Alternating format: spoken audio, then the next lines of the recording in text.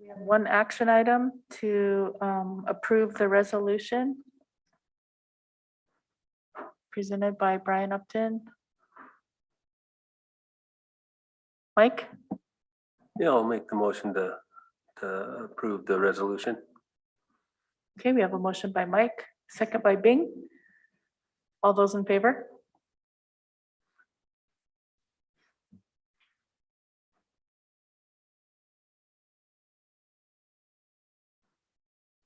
Opposed? Abstain? I'm sorry, Charmel, I didn't get your vote.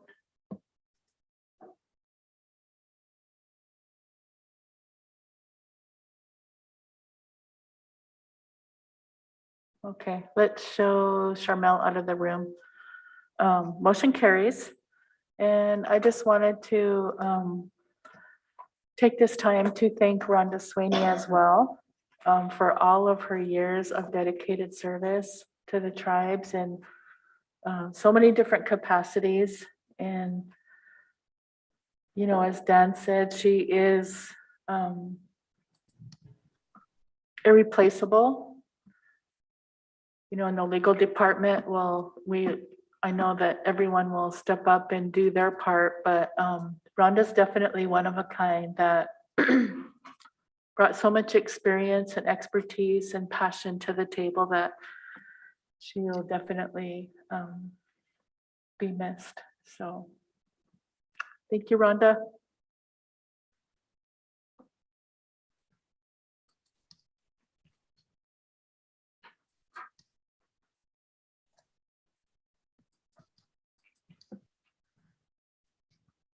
Okay, we had one more item. Ellie is going to do hers in an email.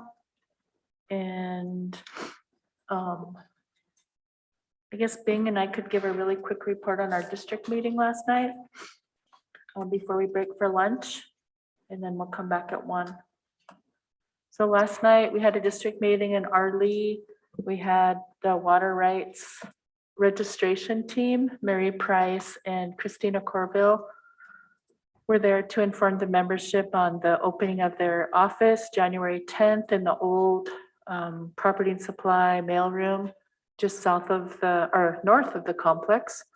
And so all tribal members should have received a letter, and we all have different circumstances out there regarding our land and our water rights. So I just encourage everyone to make those appointments as soon as possible. We do have 5 years from the date that the compact was signed by Secretary Holland, September 17th, 18th, 2021. So the clock is ticking. Don't wait until 4 years and 360 days to make your appointment. Make your appointments as soon as possible with Christina Corville's heading up that department. So just encourage everyone to do that. We also had a really lengthy report from Jay Smith in the Division of Engineering and Water about the projects that they're undertaking to improve the efficiency and modernization of the project, the irrigation project on especially the Jocko River, the K Canal, the S Canal, all that alphabet soup for those canal. This young engineer, he knows all about all those different tributaries and main lines and all that. And we focused mostly on the north side of the Jocko River last night, but we did bring up some of the south side of the river as well. And then we also had Constance Morgeau and Diane Mapp from the Elders Program talk about those elder services,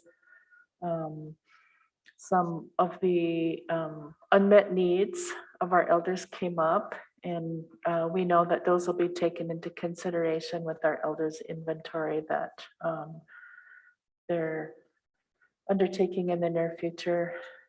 Did you have anything to add, Bing? Thank you, Madam Chair. Yeah, Jake did make a heck of a presentation last night, and everybody that was there was really listening to him, what he had to say. A lot of questions, a lot of concerns about, about the, about canals, not canals, but I mean the wells drying up. First question I think that was asked, last night, but a lot of concerns about that. And Jake was talking about the work that was going to be done with the tubes or whatever they are. What did they say they were? I forgot. Yeah, linings that they're putting in the canals up there, and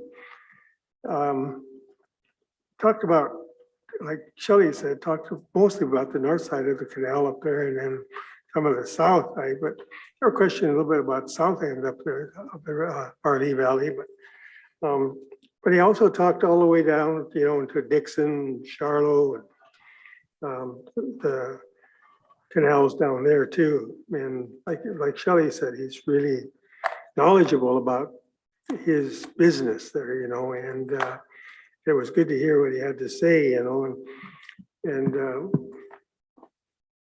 this young man is going to, I think, is going to be really detrimental to the program, and the work that he's going to be doing for us, and I really appreciated his presentation last night, and everybody was all ears, even the non-members that we had there, they were all ears of what he was saying up there.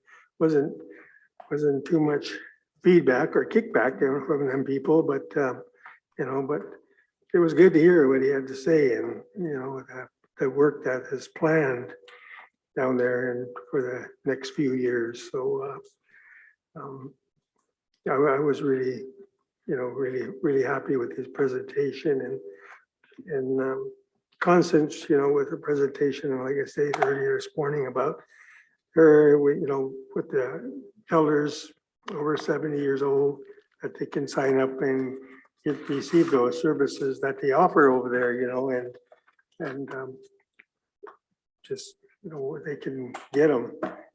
Snow plowing was an issue a little bit last night, and we were asked if we could they could furnish us some gravel up there in that July country, because the ice is so bad up there. Sometimes you can't even walk out your door without having a half hold down or whatnot up there, but it gets pretty bad up there. And then the snow plows, they last night 4 inches of snow before they're able to come up there. And I thought at one time we dealt with that issue, and they had to come up whenever they had snow up there to get plowed out. But I heard that 4 inches or more last night again. So don't know where we might have to address that again, because people up there, I said, there's a lot of snow up where we live, and it's not like down here in Camas Prairie. So if I was talking to Mike yesterday, he said a couple inches of snow over there. We got probably 7, 8 inches of snow up at the house up there. So yeah, it's and nobody showed up for plowing during holidays. So it's a concern, So, but like Shelley said, it was a real good meeting. I really enjoyed it last night, and I appreciate the people that came and the presenters that were there, and hopefully next time I'll have to get that young man's name that you told me to get a hold of for next time around. But anyway, I guess that's about all I have to say. Thank you. Thank you, Bing. Martin? I was hoping to squeeze in an action item fast, if I could just explain it quickly. Willie Stevens, who I believe is the head maintenance person down at the Bison Range, emailed a request that they have a big kind of slash pile that they would like to take care of while the weather's like this. He talked to Ron Sweeney and Mr. Ashley about the air and everything. Basically, Mr. Sweeney told him that it needed to be a council approval to do. And whether we want to or not, we set a precedent with the leasing burning stuff in the off season. So I would make the motion to allow Bison Range staff to burn in the next, let's say, 4 days to clear that slash pile down there. Thank you. Okay, we have a motion by Martin, second by Anita. Questions? All those in favor?